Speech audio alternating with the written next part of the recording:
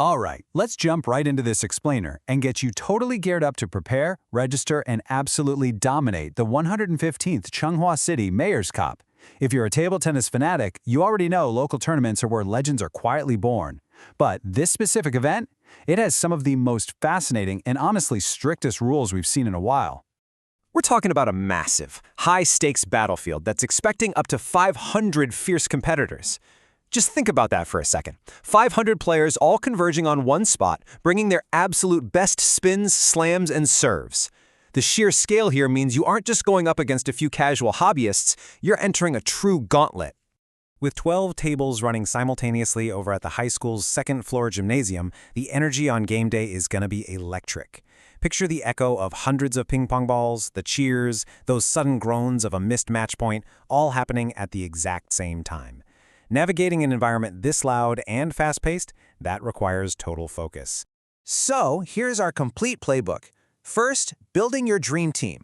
Second, decoding the match formats. Third, your game day survival guide. And finally, the path to victory. Part 1. Building your dream team. First things first, we've got to get your roster locked in and make sure your team is actually eligible for the correct division. You've got 3 distinct battlegrounds to choose from here. First up is the institutional group, capped at 16 teams, and this one is strictly for local Changhua organizations. Then you've got the age group tier, also capped at 16 teams, but this is an exclusive invite-only bracket set up by the organizers. And finally, there's the open group. Anyone can join, but it is highly competitive and fiercely limited to just 6 teams. If you want in on that open group, you have to be lightning fast with your registration. Now notice the strict roster limits and eligibility rules at play here. For the institutional and age group brackets, you can have up to 10 players, and that includes a playing coach. The open group is a bit tighter, with a maximum of 8 players. But here's the real kicker. You absolutely cannot be a mercenary. The rules explicitly state that if you register for the age group or institutional brackets, you're completely banned from playing in the open group. You've got to pick your alliance and stick to it. Moving right along to Part 2, decoding the match formats. Now that your team is set, let's decipher the strategic puzzle of the specific match rules you'll face at the tables. Both the institutional and age group divisions use an 8-person 5-point system. So this isn't just about putting your best player out there 5 times in a row. It actually means your team must strategically deploy up to 8 different players across 5 distinct matchups, or points, which alternate between doubles and singles. You really have to manage your roster like a chess master to avoid illegal overlaps and maximize your strengths. This matrix right here, this is your absolute secret weapon for that complex age group division. It's literally a mathematical puzzle. You have to pay extremely close attention to the math required just to field a legal team. For example, look at point 1. It's a doubles match, but you can't just throw any 2 players together. They must have a combined age of over 120 years, and neither player can be younger than 50. Then point 3 is mixed doubles, requiring both players to be at least 40 with a combined age of over 100. You literally have to map out your entire team's birth years just to make sure you can legally play every point. And here is a crucial rule that might turn your carefully crafted strategy totally upside down. Right before the match begins, after both teams have submitted their highly calculated rosters, you actually have to draw to see the sequence of play. You might play normally, going from point 1 down to point 5. Or the draw might dictate that you play completely in reverse, starting at point 5 and working backward. Just imagine banking all your momentum on your opening doubles team, only to find out your point 5 anchor team now has to start the match completely cold. Wild, right? All right, Part 3, Game Day Survival Guide. Let's move to the logistics, because frankly, administrative mistakes can eliminate your entire team before you even swing a paddle.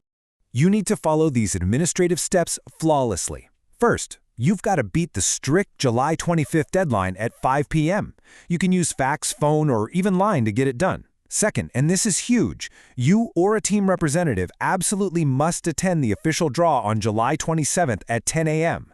If your team is absent, the organizing committee will randomly draw your bracket placement for you, and the rules explicitly state you cannot protest the result. So, you get what you get.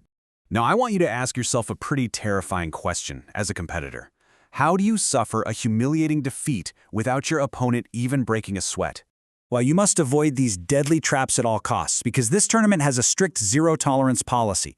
If your team skips the mandatory 8:30 a.m. opening ceremony, instant forfeit. If your players are just 5 minutes late to the designated table when called, the referee will announce a forfeit with absolutely no room for argument. If a player is challenged and fails to produce a valid ID, or if someone tries to lie about their age to bypass those complex math rules we just talked about, that is an immediate disqualification for the entire team. Like I said, they do not mess around. Let's take a look at the actual timeline for game day on August 15th to keep you on track. The day starts bright and early with an 8 a.m. check-in. Again, do not be late for that 8:30 a.m. mandatory opening ceremony. From there, the matches kick off in a frenzy, running continuously throughout the day. The organizers will even use split-table play if things fall behind schedule, just to keep the momentum going, and it all leads up to the final whistle around 6:30 p.m. It is going to be a grueling all-day marathon.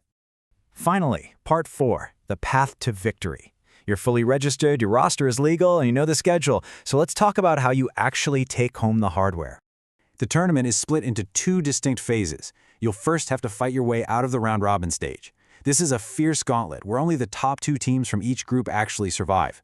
If you manage to scrape through that, you enter the final stage, which shifts to a brutal single-elimination bracket. Lose once here and you are packing your bags. And remember, throughout both stages, every single individual match is a best 3 out of 5 games. To truly dominate, you need to be prepared for the specific tournament standards. Keep in mind you'll be striking standard Nittoku 40+ white 3-star balls, so you definitely want to practice with those beforehand. The latest ROC table tennis rules apply, meaning all standard service and fault rules are strictly enforced. Crucially, if you need to protest a player's eligibility, it has to happen before the match officially concludes. Once that final point is scored, it's too late. Out of up to 500 potential players, only the top 4 squads in each division will hoist a trophy. Oh, and respect the venue. There's absolutely no smoking anywhere on the high school campus. Finally, you really need to heed this explicit, striking warning straight from the organizers. They clearly state that they are not responsible for any accidents, and they urge everyone to assess their own physical health before competing. They want you to push yourself for glory, of course, but manage your health responsibly in what is guaranteed to be a hot, intense, all-day physical trial. So as you finalize those devastating spin serves and lock in your roster math, I'll leave you with this to ponder. When you're totally exhausted in the final single elimination bracket, down 2 games to none, is securing the Mayor's Cup really worth pushing yourself past your physical limits?